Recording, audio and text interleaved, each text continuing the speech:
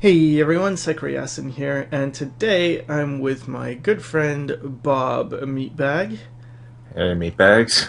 This is Bob Meatbag. And today we're going to be going through his digital sketchbook. So I mentioned that I had done, or I showed that I'd done this thing where I do studies every day, and I'm not alone. Yes, I do it too. He does it too. We're deviants. We do it together. Yeah. We do everything together. No, we don't. Oh no. All right. Okay, anyways. On to the image. So, this is I think, one of the very first things that I did beginning with, when we started doing this thing of, taking an hour every day to do these types of studies. And for the first one, what is this one is a self-portrait. Oh. Yeah. So this is just when I first attempted to draw myself, and it was hard because it's like drawing yourself while looking in the mirror or something. It's pretty difficult. Yeah, it's really difficult. Yeah, so this was the first one, and this one is the second one, which now that I look at it is much worse than the first one, because I think the first one I was trying to be loose and just get used to things and just be more free, and then by this one I tried to be more realistic, and by doing that I created my own downfall because it became much more rigid, doesn't have as much energy, so that just came out as that. As you can see, this one is much better. Okay, moving on. Oh my god. This is one of the worst ones that I've done. I remember now. These two I did from a photo. And then I realized, oh no, that's not how you do self-portraits. You do self-portraits by looking in a mirror. So this was my first attempt, and I had never really painted before. So this is what came out. And it's butt ugly. Hey, we all got to start somewhere. What a way to start. But yeah, that was the first self-portrait. This is the second, and it's much better, but it ended up looking like a character from King of the Hill. It just looks like one of the characters, right? I don't know who, but yeah. Hank Riddell or a the other one kind of looked like it could belong in King of the Hill as well. Yeah, I think it like one of the Asian characters. All right. Yeah, so that's the other one. This one does have an improvement, so this one's a Dave Rapoza study. This one is a cloud, but it's actually a Michael Komarck study, and this is just the background. This is me doing Komarck to try to learn some painting or something. Yeah, so at this point you're trying to learn how to paint, I guess. Yeah. It's just I don't know what to do. I guess I'll do this. I mean, it looks nice. Like the metal is looking pretty cool. Yeah, I did learn something from doing metal and stuff like that, like the sharp transitions. But yeah, it is what it is, I suppose. I don't think it was bad. It's okay. Compare this to where you were starting from. That's true. Mm-hmm. But yeah, so this is. Oh yeah, here we go. This is once again looking at life, and in the previous one, this one, it's there's not much color. It's pretty difficult. But for this one, I just had my hand out, and then I just tried to paint it. And it was hard. It was really hard doing this type of just looking at life. It really forces you it makes it so that you can't be comfortable. So you're drawing your hand with you had one hand out and then the other hand was drawing? Yeah, it was drawing and it was painting. And then I think I think with this we didn't color pick, right? Nope. I don't think I color picked with this. No, I don't think you can because you're drawing your own hand. Yeah, exactly. So then it's... Yeah, Photoshop's not that good yet that you can start color picking from real life. You can't bypass that barrier yet. But yeah, so that was that. It was difficult. And then Here I just went back to my drawing, just to boost my self-esteem again, because I needed to get back to my comfort zone. Your drawings are so great. Can you Yeah. zoom in on the bottom row? Yeah, I can do that. I really like this, like the goblin dudes. Yeah. It's this thing where I had so much more experience with drawing than painting, and it was just much more natural for me to just draw things. Yeah. I still have a long way to go before I can really get color or experience with color and painting. This is the hand one again. Once again, you can't color pick, but I think it's a bit better. Back to drawings. Some cowboy character. More drawings here, and more drawings. So these are Kim Jung Gi studies? Yeah, these two, I think. This one is a Kim Jung Gi character. This one is a Kim Jung Gi drawing. The rest is my own. But So what's the X mean? the X means I think it's screwed up. Wow. It's not right. It's ugly. It's a sign of my frustration. But I've been told that is a really retarded idea. Okay. Anyways, moving on. Here's some life drawing stuff. As you can see, more X's of dissatisfaction. Here we go into this one. I think I did okay with this one. There's cool ones in this. The bottom row, there's like a cyborg looking dude. Oh, this one. Yeah, I love him. And then Yeah. at the top, there's a Walder Frey looking dude. Yeah, old man Frey. Yeah. Yeah. And this one, I think this one was actually... Oh, this one. That one's also really Walter Frey-like. But I think this was my first YouTube video that I did.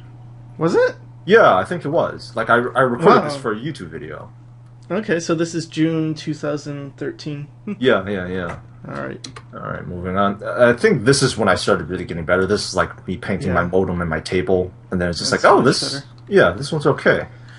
Much better. Takes time though, huh? Yeah, it does take a while. But I think that's the thing. Just like when you can't color pick, it really sort of forces your level to go up in the beginning.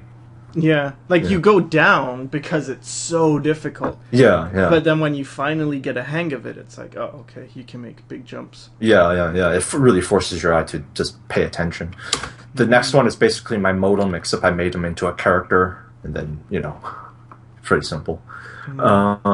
Once again, moving into real life stuff, and it takes a while to get things into place and to start painting. So more of the same thing here. But I feel as though it's just like after a while I do start to get a feel for the materials. So this is looking a lot better. Yeah. This one's Like I feel the texture more on this with the plasticky thing. Yeah, like when I was... Here's the thing, it's sort of like when you're just looking at it, you really... And when you're not color picking and you're just going from your eye, it's sort of like... You sort of have to start figuring out how is the light transferring through this material. Mm-hmm. And then it's like, okay, well, how much of it is how much value transition shows and that kind of stuff. And once when you really start thinking about that kind of stuff, you actually start pulling it off. At the time, I remember that I was really frustrated with this piece, but it's like looking back now, it's just sort of like, yeah, it does look like plastic. Why were you frustrated with it?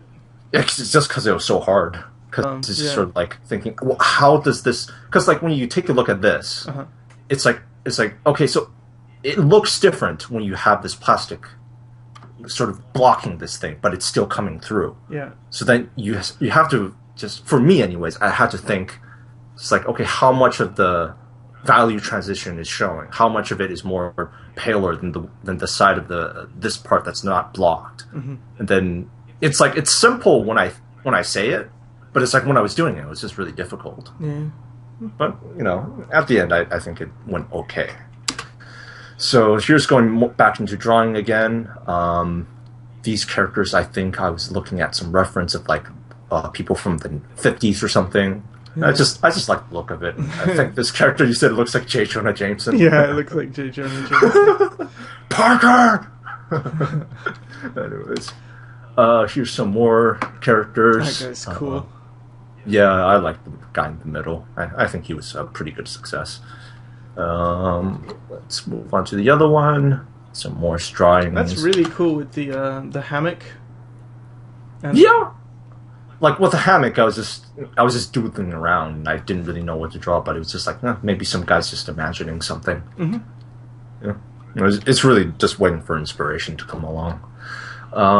Here's my pants that I put on top. I was trying to understand folds with this one, and I don't think I really got anything out of it, but here's me trying to understand. I put some cloth on top of a bowl, and then I was just basically trying to understand, okay, how is it going over it, that kind of stuff. So more life studies. Mm-hmm. Same thing. More hand stuff with cloth. Same thing. Some characters. Some more drawings and a little bit of a hand painting. More of this stuff. So basically the same, really. So like you'll do your painting things and you kind of get tired and go back to a drawing thing? Yeah, just to relax. Sometimes just taking a break, like when you're doing something really hard and you're frustrated, sort of sometimes just having a little break just to do the thing you're comfortable with is a nice refresher. It takes away the stress and reminds you that it's like, oh hey, you're still okay in some things. So there's some more drawings, More drawings here. Oh, and this is the phase when I really started looking at Craig Mullins. Yeah. And then, and I was just like thinking, man, how does this guy do the things that he's doing? Because it's like every picture that he has is just really good. So it's just like, it's always got this dynamic feeling. The compositions, it feels like you're involved with it. Yeah. And it was before, it was just like whenever I tried to make a composition, I'm really trying to force an idea. Yeah. And then I was just like thinking, how am I going to place this character here, this character over here? And then sometimes I might get a success, sometimes I might not. But looking at Mullins, it's just this thing of like, he really knows how to place the camera. And then it's just like, okay, where are the characters? How do they fit into the picture? What kind of shapes does it create overall? And you can see with some of these, like, this one is actually like, I think there's two characters here, but I just simplified them into shapes, going like, how do they occupy the space? Yeah. Where are they placed? Why is it making it such like a good image? What I really like about his stuff is that he will make parts cut off, or it's almost like you're walking into an event, not that like what most artists do, and myself included, is we tend to frame things like. You think of it like, okay, so this person's within this frame. And he does it more like you were just carrying a camera and you happened upon like this person's like, whoa, cool. Yeah, it really makes it so that it's more like you stumbled upon this moment in this world. And it's it is a world. It's yeah. It's not just like one, like, oh, it's a dude in a background. It's like, no, it's a dude in a world. Yeah, because like previously when I was working on compositions, it's sort of like, oh, you want to get everything, you want to get the image clear. Yeah. So like, okay, place this character in this specific position, have everything pointed at this character, make sure nothing's cut off. And it's just like, no, he doesn't do that. Yeah. He makes yeah. And actually we learned that in animation school to put spotlights and make your composition simple, but that's because in animation you're seeing a frame and it's like 1/24 or 2/24 of a second, and so it has to read immediately. And it has to be very obvious, whereas... with single images, it's sort of like you can take your time. Yeah. And then because of that, there's a lot of room to play with. Mind you, you still look right where you're supposed to with his images. Yeah, that's the thing. Like, he really knows... Like, that's the thing. It's like there's always ways to go around the rules or bend them a little bit, you know? And he knew how to do it really well. But yeah, so that's some Mullins studies. This, I think this was just when I was experimenting with like painting again, going like, how can I just do this? Yeah. And this one was okay, but ultimately, I don't know. I think I had to take the painting a little, sort of put it in the back burner for a little bit. But overall, I think during this time, I was just really jumping around, going like, oh, what can I do? I really like this one. Yeah. This one, I think it was when I was doing Mullins studies. Oh, and yeah. It was, but it's got a really good mood to it. So this isn't a study of Mullins. This is just this is just me like trying to take what I learned from Mullins and making a composition with it. Yeah. Yeah, I think that's really important. It's like, you take a look at somebody and you might copy them a little bit, but it's like the main idea is you're trying to get what they have and then incorporate it into your own thing. Yeah. So, doing something which doesn't have any other images open that you're copying is like a good way of, really see if you really learn something. Mm-hmm. Okay, on to the next one. Here's just more painting practices, and I don't think they all really worked out all that well. So each day is 1 hour. Yeah. And it was just me just sort of like, trying to experiment with this kind of stuff. Mm-hmm. And there's some more of this, and these are horrible. You're experimenting, so, I mean... Yeah, I think, like, with these kinds of things, it's like, the really important part is, like, if you experiment, you will have failures. Yeah. But it's good to get those things out of the way. Yeah, because, when you fail, you realize, okay, so that's a color combination I won't use. And you're more likely to use one that does work. And then, in the end, people will be like, how come you know what colors to pick? And it's like, because I did stuff like this. Yeah. I did colors that didn't work, so I learned what does work. Yeah, you know which ones to avoid from now on. Yeah. So, there's some more drawings in. I think I was painting this one drawing that I have this orc monster or this pig monster, that kind of stuff. And I think I'm starting to get more into drawing again, which is where I'm really comfortable. But I think, it was only for this one day. I like the rabbit samurai a lot. Yeah, he was a cool character. But this was not the original drawing. I was looking at the original drawing and tried to copy that, which... when I think about it, might have been a mistake, because like when you copy, like when you go after one thing like this is the perfect version, it can be a bit of a detriment at times. But yeah, it's still okay. Here's a study of another artist, HeavyMetalHanzo, I think. This was just some more experiments.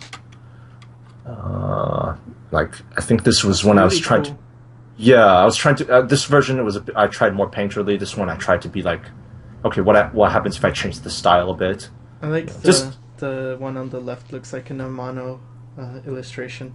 You know what? I think I was looking at some Amano stuff, and then I was drawing this, and it's just like, oh yeah, this kind of looks like it.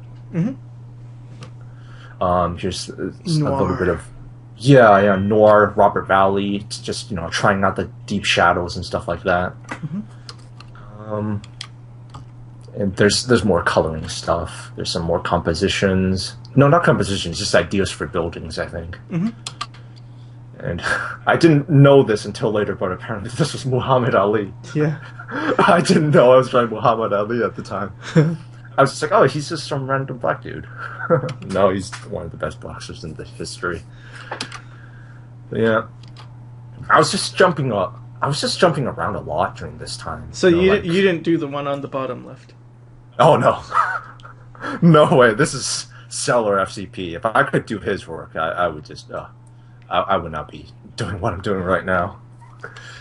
But yeah, just experimenting a lot at this time just to try out, what really works. This is not my work again. This is cellar-fcp.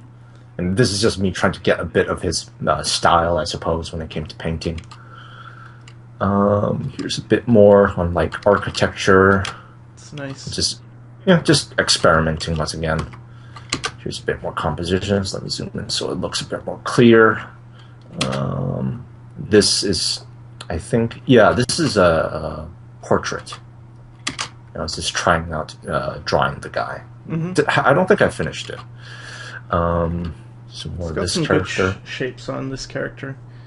Yeah, it's very animation-y. Yeah. It was good to have these shapes in my repertoire because it helps to create appeal. Yeah. Appeal is really important. Yeah. There's some more stuff. Man, the guy's really cool. This one? No, he's cool too, but there's a guy on the back. Go back one. Okay. You're going through them too quick. That guy, okay. that angel, that man. Yeah, Whoa. He was a good character. I remember doing him, and it's just sort of this is working out. The shapes are nice. The design is okay. Let me see if okay, this is the The design is okay. Jesus. We all do this.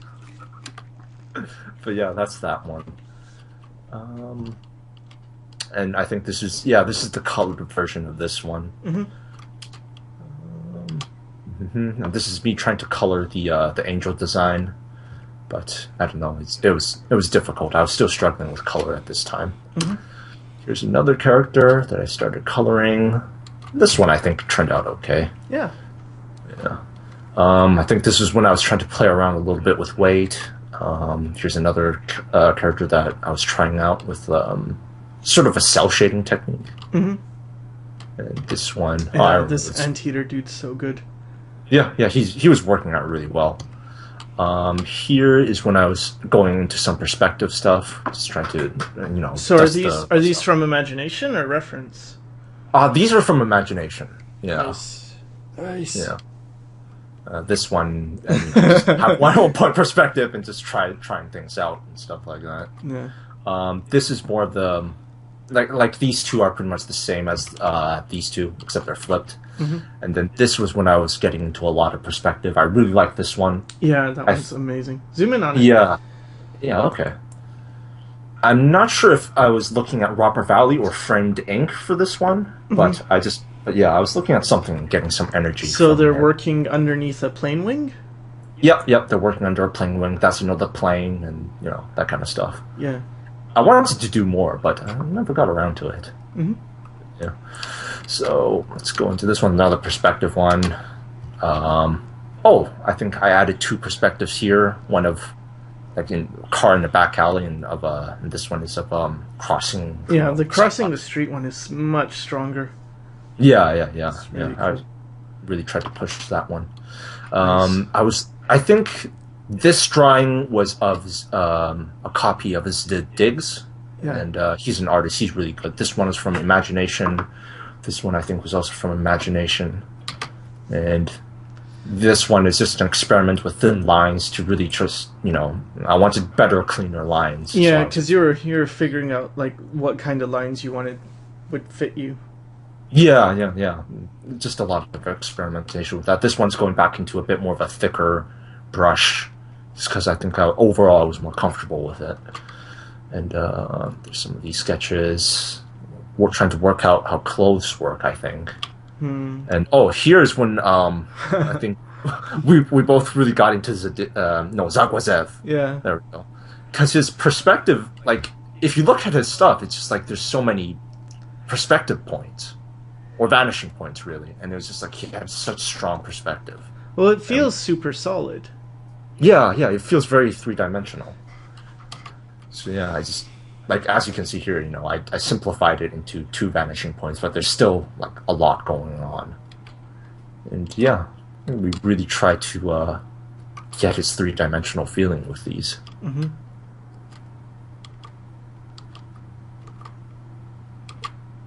And this is when I was just trying to work from imagination, or I think these are life drawing, but I tried to take what I got from Zagaze and then, just try to see if I can incorporate it into my own things. I mean, that's the important thing, is to do studies for the purpose of not necessarily copying an artist and becoming a clone of him, but of stealing. Like, you're stealing techniques, or you're stealing... learning maybe is a better word. Yeah, I think so. It's sort of like you're trying to learn what they have and then incorporate it into your own things. Yeah. It's the technique and the skill that you're going after. Yeah. Some more Zagaze. And yeah. Wow, you were doing this for a while. Yeah, we were for quite a while. Wow. But I think it. Yeah. Man. Like, I remember this one was really hard, because, like, when you look at the ship... It's so hard. I know. And what I like about his stuff is when you zoom into, like, the details, each thing has its own appealing design. It's like, look at the little anchor. It's not just an ordinary anchor. It's got cool style to it, and, like, the lights coming out of the cabin. Like, every little thing has personality. Even the grain on the wood has Yeah, its yeah, own yeah. personality to it. It's like he really gets down the appeal in a micro level. Yeah. It's like you take a look at the overall shape, and it's just like, okay, that's really solid. Yeah, that's good. And then you zoom in, and it's just like, that's really solid as well. It's what I noticed with Joe Mad as well. When you look at Joe Mad Urera's work, it's good, and then you zoom in, and it's still good, and still interesting, and everything's got style. Yeah. It's just sort of like, oh, these people really learned appeal. Yeah. And more Zagaze, and we worked on him for quite a while. I think you worked on it way longer than I did, though. Like, that's a lot of studies. I think it was because you got more of his stuff quicker than I did. I was still struggling a little. I probably quit too soon. Yeah, maybe. But I remember his... anyways. Moving on to... I think this is when I moved on to something else and just experimented with some other things. Yeah. This one... I remember this one. Yeah. I think I have a more updated version of this one, but I haven't really worked on it. And yeah, this one was interesting. It had something. It's like a robot in the desert or something? I think the idea was that he was in like a robot graveyard, and then it was just like just bunch of robot bits everywhere, and these are like, supposed to be like hills of other robot parts. And then he was sort of the only one that's like, he's really busted up, but he's still active. But he's just stuck there. Yeah. It was like it was just basically a graveyard for robots. This is the same robot from earlier. This was me just trying out like with this one it has a thicker outer line, and this one is just like a consistent thin line. Just be trying out different types of cleanup. Same thing with this. This one's a lot thinner than this one. Yeah, people don't really see this type of stuff, like how you have to experiment with what you want for a nice line. One big thing that I learned from this was that, like, with the rough one, you can get away with a lot of things. It's like you take a look at this guy's eye, and it's just sort of like, okay, what is that? Yeah. But because it's rough, it's like you can get away with it. It's just like, oh, it's a cool eye. But then when you clean it up, it's sort of like, what is it now? Yeah, and it's because, like, okay, so, like, go in on the dude's eye again. Okay. There's, like, a few lines that could possibly be the outline of the eye. So what happens with your brain is it tends to find the most correct looking one, and it pretends that that's what it sees. It's almost like your brain is editing out all the other stuff.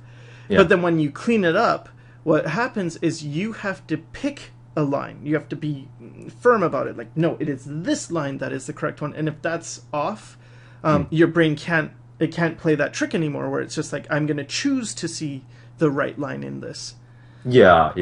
And then that's when you really realize it's just like, okay, it's like, it's not just cleaning it up. You have to really interpret what you have. Yeah.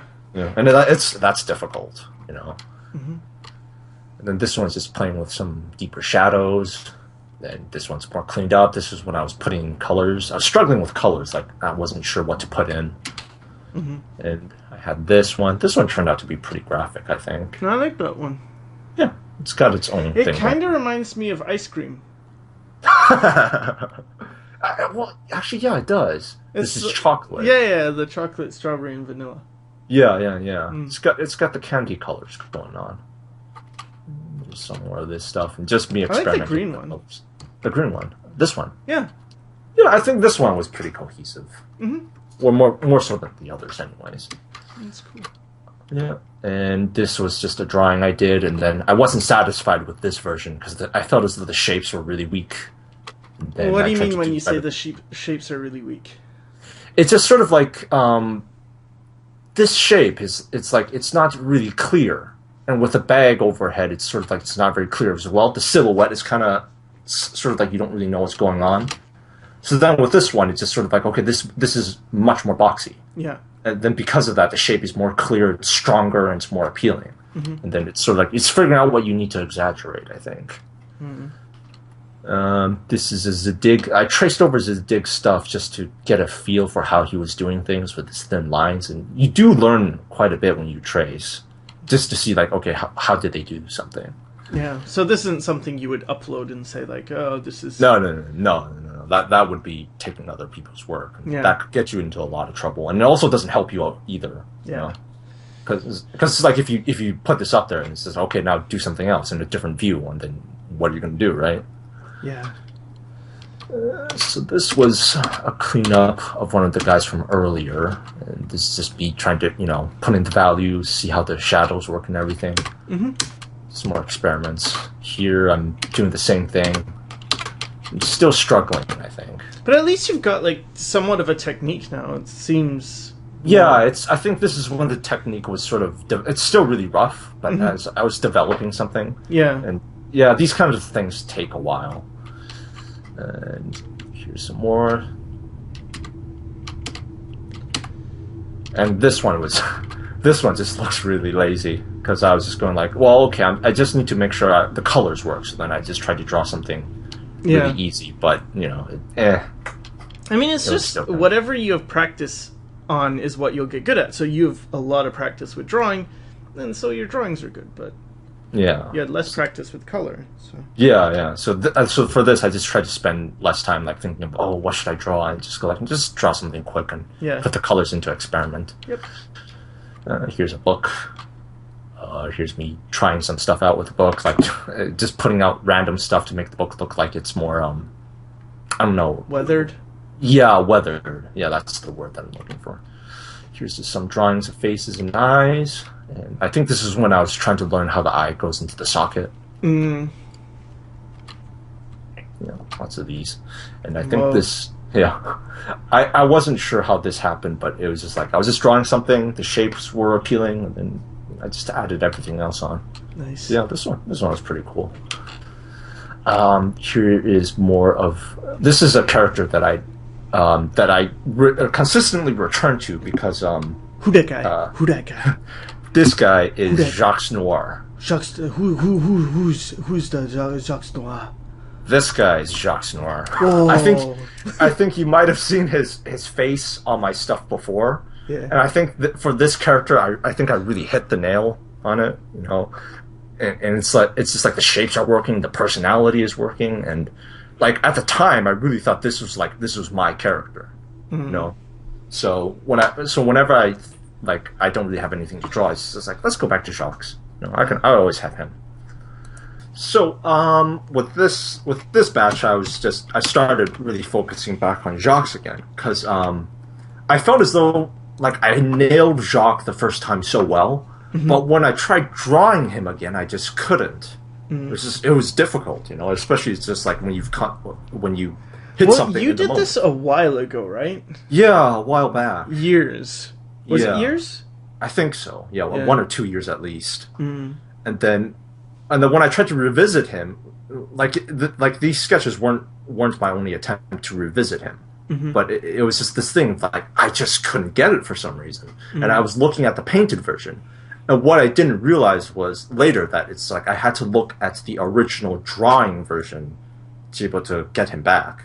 And then it sort of adds to my feeling that it's like drawing is really important. Drawing's the king. Yeah, it's the ultimate. But yeah, so that's that. And this phase was just me trying to, reclaim Jacques and try to get him back. But I didn't get him back until much later.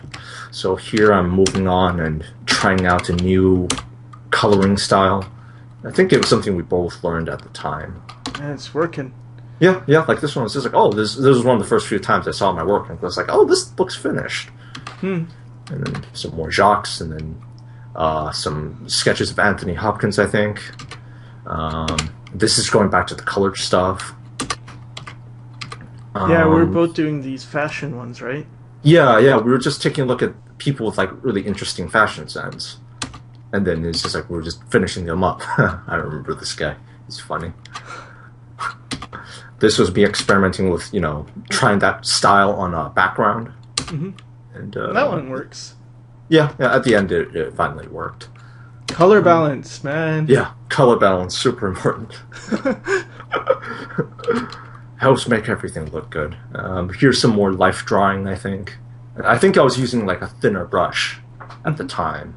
And the thing is like, it's like if you want to get used to something, I always thought that it's just like doing life drawing is a really quick way. Like when I was first getting used to the tablet, it's just like, okay, this is going to take me a while. What's a quick way of letting me get used to it?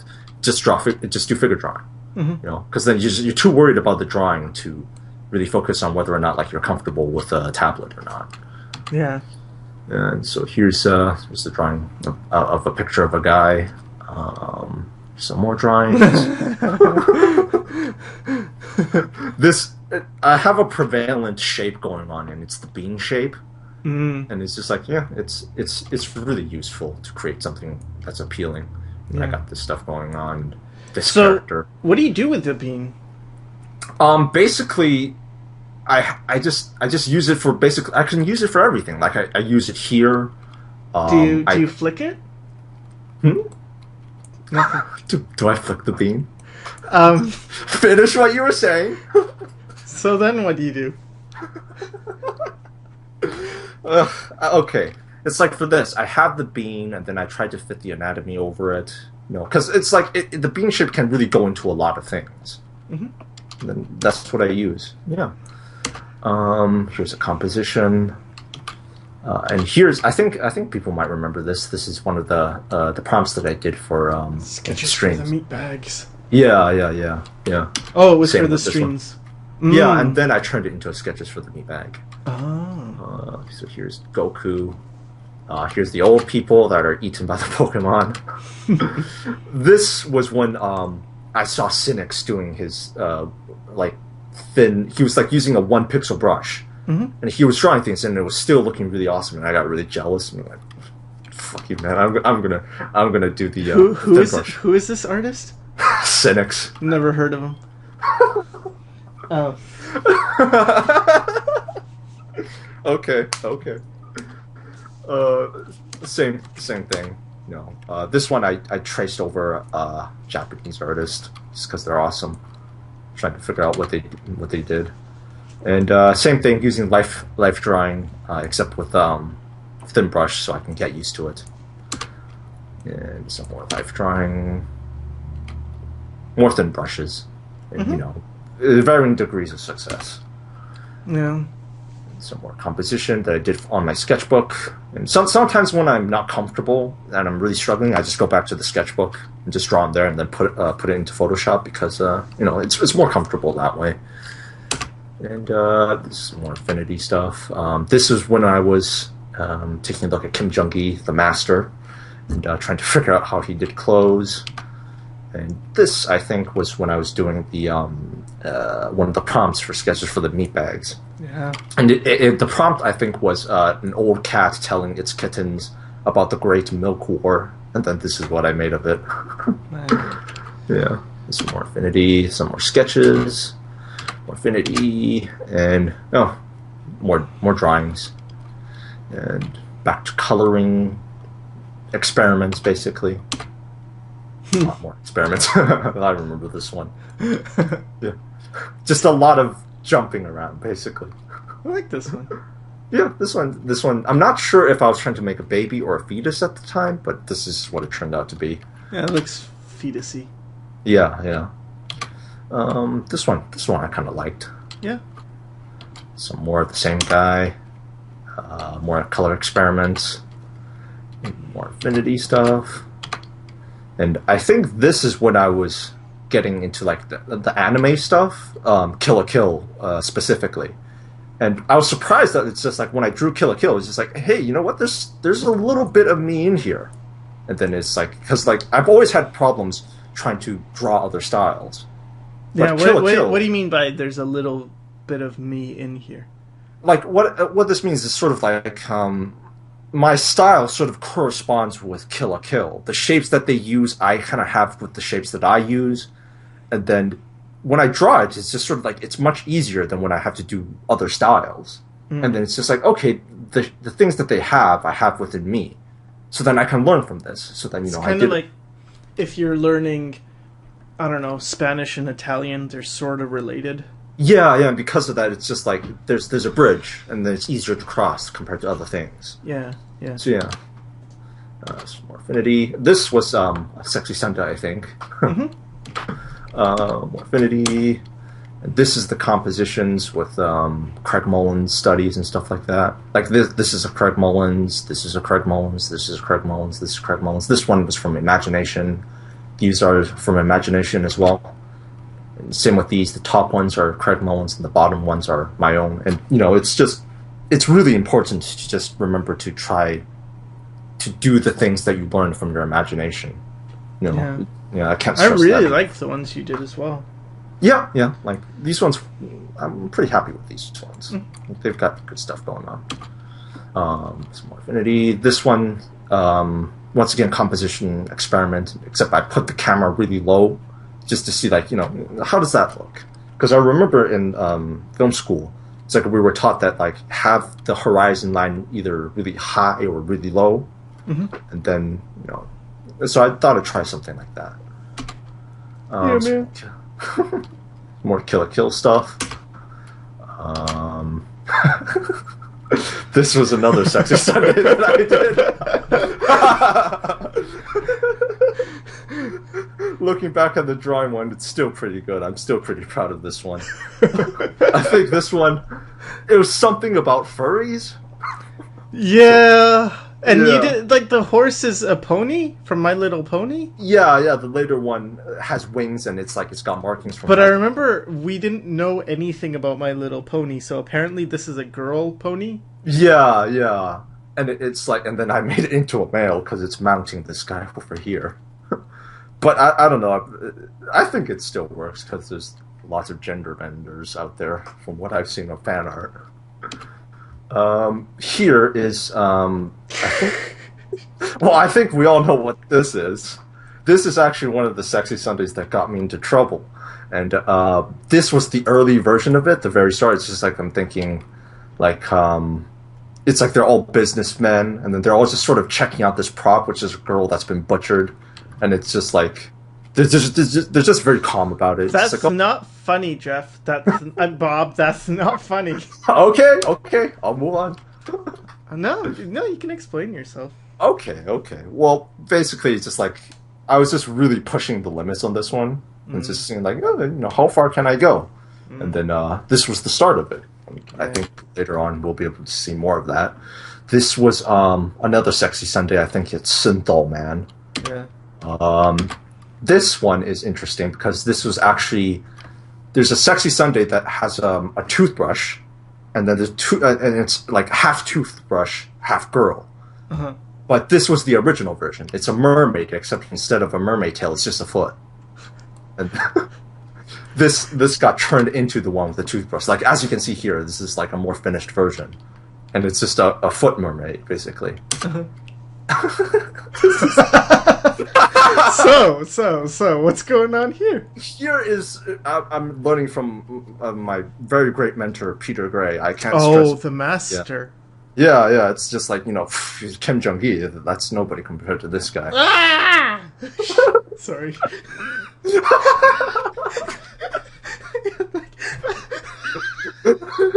A physical reaction to that. I think that's reasonable considering who we're referring to. But yeah, this, I think this... Anyway. Let's move on from that. Yes. Here's another aborted sexy Sunday. The original idea was basically a female with goat legs and a goat with female legs, but ultimately scrapped this one. This is another scrapped one. A lot of abortions lately. Yeah, a lot of abortions, a lot of them. They're needed every once in a while. And it's basically some guy sucking off a goat or a cow. And for this one, they're doing a 69 version. Oh god. And here is the more finished version. But originally it was a guy, like just there was a guy. There's a guy in a suit, right? Yeah, there was a guy in a suit at one point. Here it's just like, wasn't there a real photo of a guy in a suit? Oh, there was. There was a photo of a guy in a suit sucking off a cow. Well, it's not sucking off. It's just, yeah, it's drinking the milk, I think. But yeah. Yeah. But basically, that's what it was. And then for here, I just made it into a guy, but it's just like, oh no, it's got to be sexy. So I tried to put a girl in there, but I just felt as though it wasn't working. And here we go into the toothbrush version, which is what the foot mermaid turned into. And as you can see here, that's, what it is.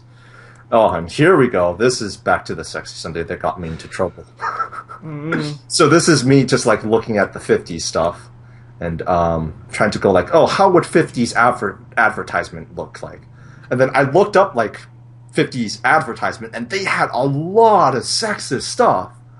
Like, I didn't have to exaggerate a lot of it. There's this one of like, it was showing like a foot, and then there's a woman that's on the ground on the carpet, and then it was showing off her shoes, like her slippers, but the tagline was saying, "Put her in her place." And I'm like, man, the 50s were so sexist.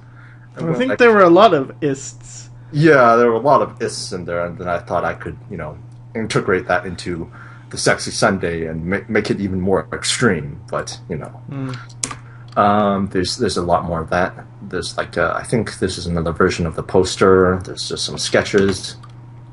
Here was when I was looking at Robert Valley. Yeah. Just the stretched perspective and stuff like that. And this one we go to the foreground. Jacques. Yeah, more Jacques. He's the character that I can always return to. And here we go. There's a bit more of the finish of the controversial Sexy Sunday. This is me cleaning it up. And here is the original version. There's two versions. There's one that's this, and then there's one that's this. This one is like... Okay, do it. Do my voice, okay. 50s voice coming up. Wife and daughter at your ear, have no fear. Cut off her limbs and put her mouth to use. Why is there two T's in cut? Two T's. Yeah, I didn't notice that. Like, there should have just been one, but there was two, but, Anyway, okay. Yeah, that was a mistake. So that's the original one. And then here's the newer one. My wife was allergic to fellatio. All she said was no. Then I got an Acme blowjob kit. Now she's always up for the job. So it's pretty understandable why this was controversial. Yeah, this one was pretty controversial. This one's just like, okay, I pushed it too far. But yeah, like this one was really brutal. This one actually was kind of worse because it's like, it's kind of coy about it. So then it was just like, it was much more violent. So it's like, this one was not good. But moving on, we're back to Jacques, and then I was really taking a look at Robert Valley on this one. Just to get the style and more Jacques. Some more Jacques, some compositions. This is the ball bras one for the Sexy Sundays, where the old men have ball bras. This was some stuff for some work. Back to the ball bras. Some more work stuff. Some more ball bras. And this was a study of Jung Gi, and I wish I could do half of the stuff that he did. Some more studies of Jung Gi. Some more drawings, some arms, some clothing. Some more perspective stuff. This was another prompt, and this is I think when I started doing the Meatbag sketches that were just like daily, because like Meatbag daily specials. Yeah, because like the normal sketches for the Meatbags were taking a really long time. So for the easier ones, I was just going like, oh, maybe I could do it really quickly. So yeah, there's that. Some more studies. This one is like about puppets. This one is so good. Yeah. This one, I think I really got lucky with this one. This one was pretty good. I really like it. And this is the one afterwards with like, I drew some other characters sort of in that like toy style. This one, so yeah, this one was pretty good. Some more Unity stuff. And to do some screaming faces. Some Legend of Zelda characters. And here is some of the screen sketches that I have, where it's just basically characters in different poses of screaming faces. This one I just did like on a whim, but I got some really positive reactions from this, so I was just like, maybe I should do more of these. Okay, so this one is moving a bit more into female anatomy, except I think with this one, what I was doing is just that I was looking at how Kill la Kill did woman, and I'm going like, okay, so how would this fit with like normal anatomy? How could I incorporate like a bit of anatomy into this? And so this was just that sort of experiment. Here we have more. Oh, Yeah. nice. These top two are really nice, and like I think I really got encouraged to do more of these screaming faces. Oh yeah. Yeah. It's just like people seem to really like them. It's just, and like for me, I when I first, when I show people, they'd be like, "Oh wow, that's really cool." I'm just going, "Really? This is." For me, it's just the same thing every time. I just draw a screaming face. How come? It's like because I've always been drawing screaming faces. So it's just like I draw a screaming face, and then like I might do it in different shapes, and then I do like different poses, like mouth open, mouth closed, that kind of stuff, and then. Apparently personalities just seem to emerge from them. Like you told me that like you see different personalities within these screaming faces, right? Oh yeah. So like for me, I'm not even conscious of going like, oh, this screaming face is going to have this personality. This screaming face is going to have that personality. It's just like, no, they just emerge from whatever random shape I use. Yeah. And like I've been getting like some like answers, like, oh, can we like, can we get some of these? And I'm just like thinking, well, maybe I should like. I'm like even thinking about like I don't know, like making a book out of these or something, or like a wallpaper and stuff like that. I think if you made something out of it, it would be really good. Like I would like an art book with these, or like prints or something. Yeah, really cool. Yeah, like if people are willing to like get like if I make an art book and people are willing to get one, it's like okay, sure, why not? Just create a compilation of these. So yeah, this really started my screaming faces thing. And here's some studies of like women from 50s and stuff like that, just their designs. Same thing. And I don't really do a lot of screaming faces in these, but it is sort of like getting there. Like even with these, like this one. Yeah. Let's move on. This one is just a scene of like some robots at a robot junkyard. Some more of this, some more experiments. Nice. And There's some really good shapes in these. Yeah, like those were good shapes, but the one after, it's just I think, man. Yeah. You're doing like these ones, man. Yeah. The top. Yeah. Like it was just like I really just started to experiment. There's this thing of like when I draw screaming faces, it's like it's the same thing over and over and over. So then what happened is I get bored, and then I just go like, well, let me experiment. Let me do this different shape, and it forces you to experiment with different things. And that really gets back the shape language in a lot of ways. That's why I really encourage people to do the same thing over and over again. Because when you get bored, you will become creative. Yeah. It's like it forces you into that headspace. It's just like, what other thing can I do with this?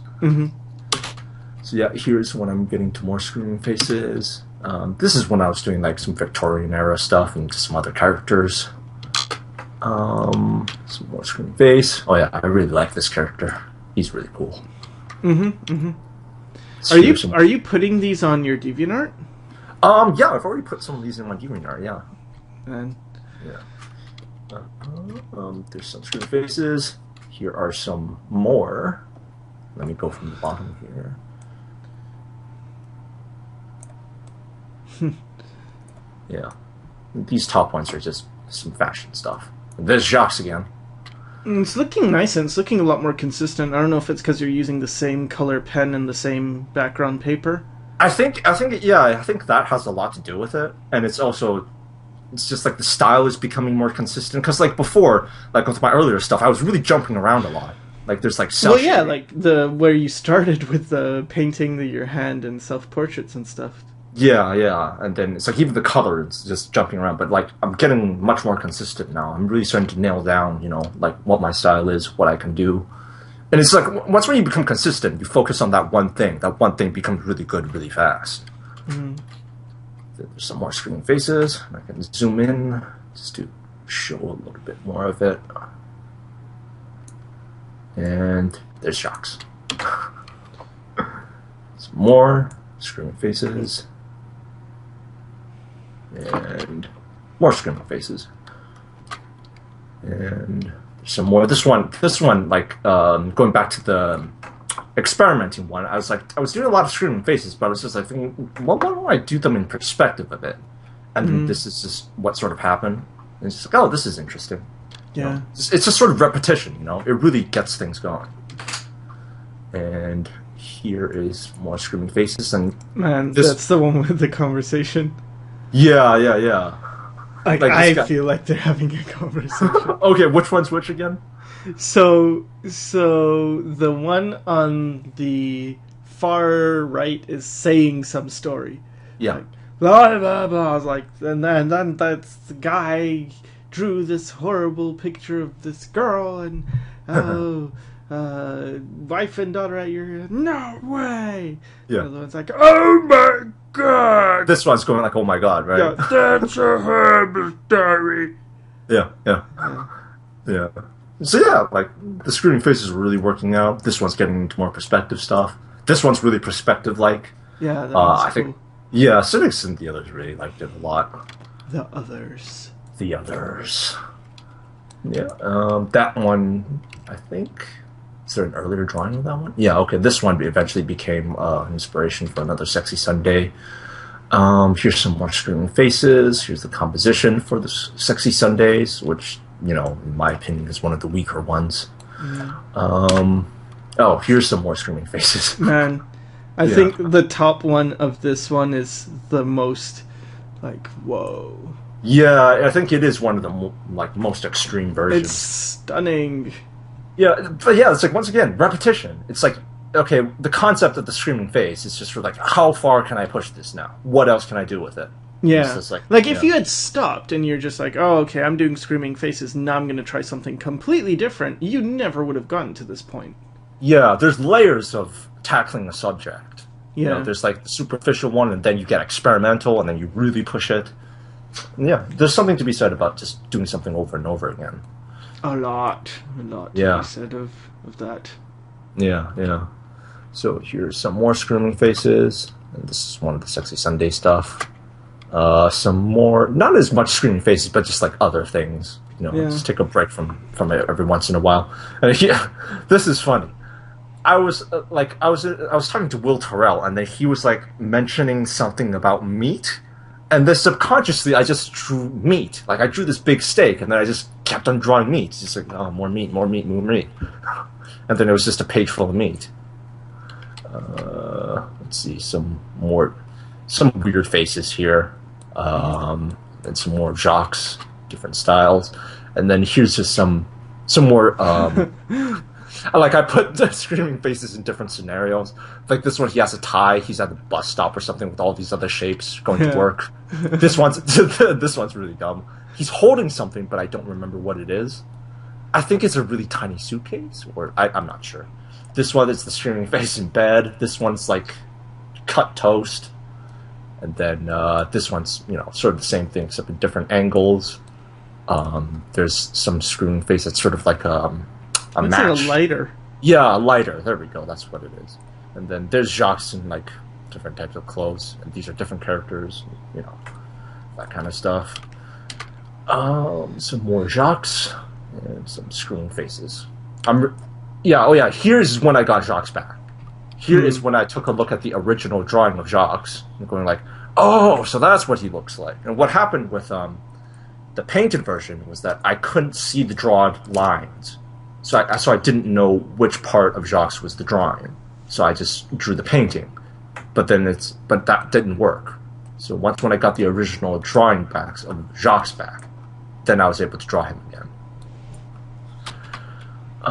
Some more screaming faces. Let's see. I really like this guy. I think I did him really well. Some more screaming faces as well. Oh, and this is when I started getting a lot more loose. This is when I started going like when I took a look back at some of my older stuff, it's just like some of the stuff was really good, and it's just why? It's like, oh, it's because of animation. I was loose. I wasn't too worried about painting and stuff like that. So like with this, I was just really trying to get back into it. Just like, okay, loose it up, exaggerate it, just push things more, basically. And it just became much more appealing. Some more screaming faces, and here I'm starting to get into anatomy. Like I'm really trying to figure out, okay, enough is enough. My drawings are like, when I draw the anatomy, it's really loosey-goosey. It's weird, and so it's just like, okay, I need to figure out how to do anatomy. And from this point onwards, I really started going into it. And I think from later on, you can even see that, like even here, I do some anatomy, except there's some screaming faces here. Well, but here's really anatomy. Cool in That 1 second from the top? Yeah, this one, right? Mm. Yeah. Yeah, that's pretty awesome. Yeah, same thing. Repetition. It gets you far. But yeah, here's a lot more anatomy, and it's like I do so much of these, you know. There's funny ones. Oh, which one? Which one? The one in the third box down. Oh, third box down. This one. Yeah, on the right. Yeah. He looks like, I don't know, like he's pooing. I think when like I draw these faces, it's like they're either really angry or they're really constipated. But yeah, there's some more anatomy, more screaming faces, and there's more anatomy again. And it's just like I do so much of the anatomy just because it's just like you need to do a lot to be able to get it into your head. It's like same with the screaming faces. Repetition, doing something over and over again until you really start understanding it.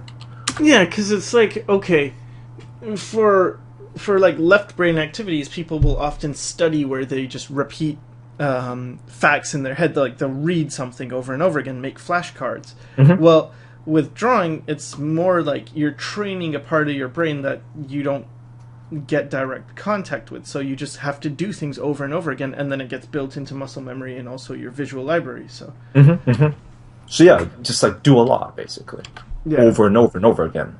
Mm-hmm. And here's more. Whoa! Look at the bottom ones. Yeah. Whoa. This one's pretty cohesive, I think. Yeah, I think that would make a good wallpaper. Yeah. And then just scroll this up for the audience, and there we go. There's more anatomy, screaming faces, some anatomy, some more anatomy, and as you can see, I'm really trying to learn anatomy here. Mm-hmm. And screaming faces, anatomy, screaming faces, and with the screaming faces here, I'm just sort of like I found out that like drawing something that's so simple for me, that's just unconscious, is like a really good way of warming up your arm when you draw, and that's something that's really interesting. It's like, you know, like when you go out for an exercise. You know, it's like you warm up, so you get the blood flowing. Well, for drawing, it's the same thing. Get blood into your arm, into your wrist, and it's just like, you know, you draw better afterwards. Mm-hmm. Some more anatomy stuff. I'm trying to do it in different poses. More screen faces. And this year I just got bored. So I just drew a mouth with eyeballs on the nipples. Yeah. Some more anatomy. A lot of penises on these anatomy. And here I'm like thinking, okay, I've drawn the upper body for a while now. Let's try it on some life drawing models. See how much of it I can incorporate. And what I found out is that when I really started knowing where the muscles are, it was so much easier to identify the muscles and the stuff on the life drawing models. Whereas before, it's just sort of like I make this vague shape and I go like, I guess this is the rib cage. I guess this is the torso. I guess these are the pecs. But it's like now it's just like, no, this is the pecs. This is like, you know, the rib cage and stuff like that. And I can really nail it down. Yeah, It just becomes much more easier and faster. yeah. So, yeah, same thing with these. But it's not for free. It's like you have to do those anatomy studies over and over again to be able to get this. Yeah, yeah. I think that's the thing. Like people don't get how much behind the scenes repetition there is. Yeah. And even the fact that like, oh, someone could say, oh well, but you could draw a decent figure to begin with. That's why you can do so many repetitive studies. But it's like that's because you did repetitive studies on basic shapes, and then you could draw the basic shapes, and then you did repetitive studies on the next thing and the next thing. Yeah. And it builds up. And as you can see from my paintings and those self-portraits, it's just like those were really hard for me. And you can see it. It's just like I was really struggling there, but it's like you have to start somewhere, right? Yeah. And it's the same thing with these. It's just like when I first started anatomy, it's just like I have no idea what I'm doing. But it's just like you keep doing it, and then it's like, okay, then you start recognizing it. And you start taking it in. Some more anatomy, more screaming faces. And here, and this one I was just messing around because I was bored. Yeah. There's funny ones in the bottom. Oh, let's see. Yeah. Yeah. Yeah. And it's just sometimes you just need to let loose and mess around. Yeah. But once again, a lot of anatomy stuff. More screaming faces, anatomy, some weird elf creatures or goblins, I suppose. I don't know. I like drawing pointy ears. It's a nice shape. Some more anatomy, some more screwing faces, more anatomy, more anatomy. So how long does it take to do when you do the figure drawings? Like, are those 3 minutes or 5 minutes or 2 minutes or? I start off with like 30 seconds just to warm things up, because I remember doing that in film school, of where it's just like you draw some poses for 30 seconds and you just get the most basic stuff down, the shapes, the line of action, stuff like that. And that's just to warm up, but it's also to help you realize, okay, get the energy into the bodies, you know, because you start off rough and then you build up. And then after a while, 30 seconds, I move on to like 2 minutes. Then I might move on to 3 minutes or 5 minutes and that kind of stuff. That's how I go with life drawing. Yeah.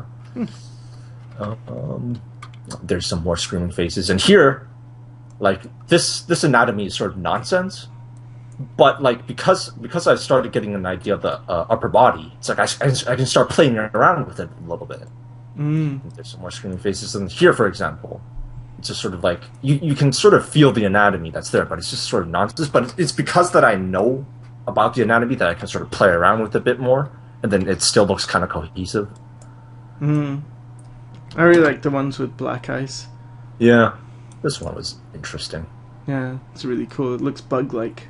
Yeah, I was looking at a spider, actually. It's just going like, well, spiders are interesting. They're kind of creepy. And then I took a look at spiders, going like, okay, what proportions do spiders have? And then I incorporated it into my screaming faces.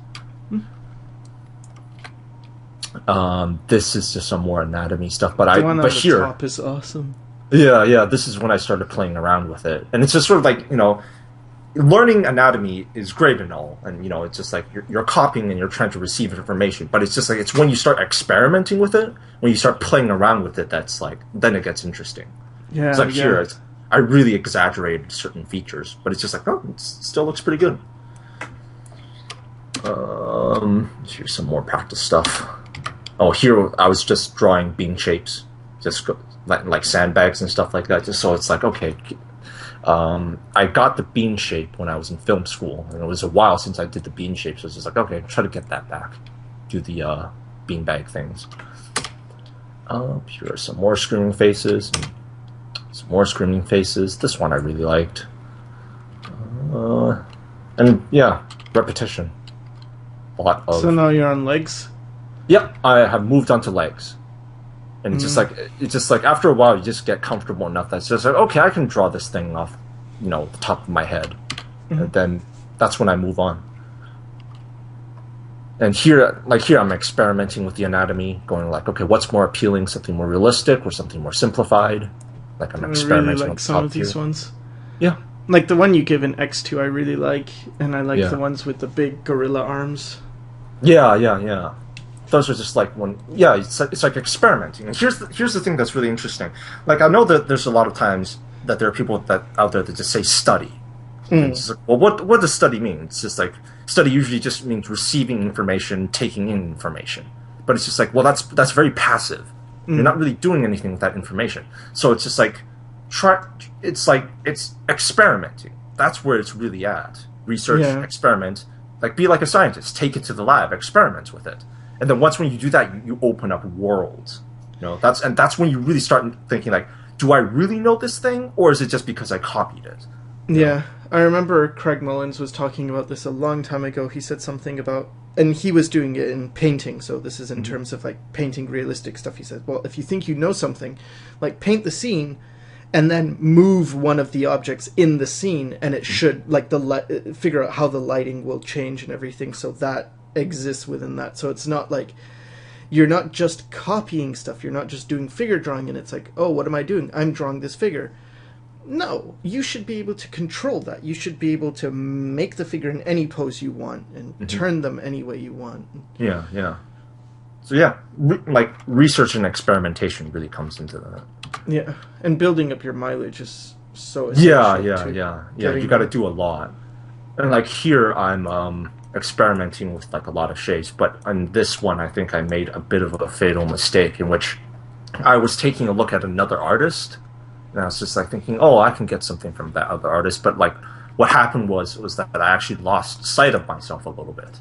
So like all the things on the top here, well, zoom into them. Like, do a do a slow pan, yeah. Nice. Yeah, there's definitely once you build up more mileage, and especially once you practice your own style more, it becomes ever more detrimental to be looking at other artists and getting influence until you reach a certain point where you're just taking a little bit from them. You're not actually copying them, because you can get sidetracked very easily. And in the beginning, it's really important to experiment. So yeah, in the beginning you were doing like paintings and stuff, but there is a time where it's, who am I and what do I like to do, and do I even like doing this? Do I want to do this? And for some people it's like yes, and for other people it's no. Yeah, yeah. It's really this thing, it's like once when you nail down what you really want to do, just focus on that. Yeah. And what you want to do shouldn't be that bad. Like, it should be easier to practice because it should be enjoyable. Because when I used to study, it used to be very much that feeling of it was painful, but then I would remember no pain, no gain. And so I would think, like, well, I guess it's supposed to be painful. It's supposed to be really annoying. But it's not quite the case, because when you're interested in stuff, even though you're doing so many variations, so much repetition, it doesn't feel bad. It just feels like, oh, okay, I'm learning something new. Oh, let me see if I can do it. Oh, what little things am I... Like, it's actually engaging. It should feel engaging. And I wish I knew that earlier on, because then I would have not gone down the painting road, and I would have just stuck with drawing much sooner. Yeah. So, and it's... Yeah, that's just how it is. And it's like this thing, like, if you get good at something, then it'll be easier to branch out into other things, you know? Okay, so there's some more these experiments, just like playing with this shape and everything. Yeah, your shapes are getting much better. Yeah. So for instance, okay, so go back to the prior one. Okay. And zoom into the bottom of the cape, or the coat. Bottom of the coat. This one. Not that one, because that one's decent. The top ones, where it wasn't working so well. So we can talk about like what I mean by the shapes are getting better. Okay. So zoom into the top row. And okay, so when you look at the top of the shapes, very sharp, very rigid. And then at the bottom it gets kind of loose and flowy, but it's like two different design languages. Yeah. And they're almost clashing. And then as you go to the right, you're fixing it. You're getting a stronger design sense where it's more cohesive. It's like, this guy's angular. And then in the next page, I feel like you really fixed it. Yeah. Where it feels solid. It feels cohesive. It's one design. It's not two designs that are fighting each other.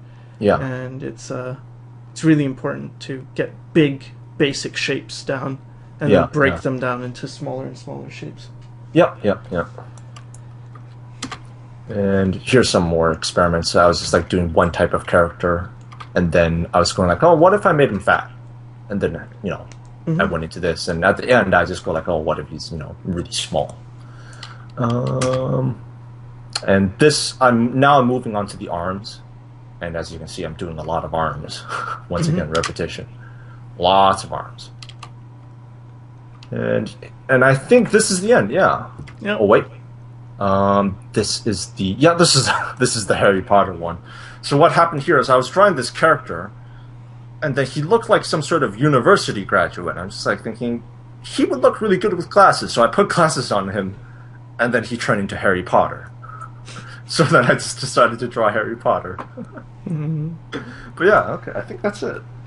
Cool, man. Well, thanks for sharing, and I wonder if anybody stuck around this long, but if they did, congratulations, you've made it. Yeah, you made it, man. I would say you get a prize, but... You get nothing. Alright, so... Thank you, Bob. No problem. And thanks for watching. See ya.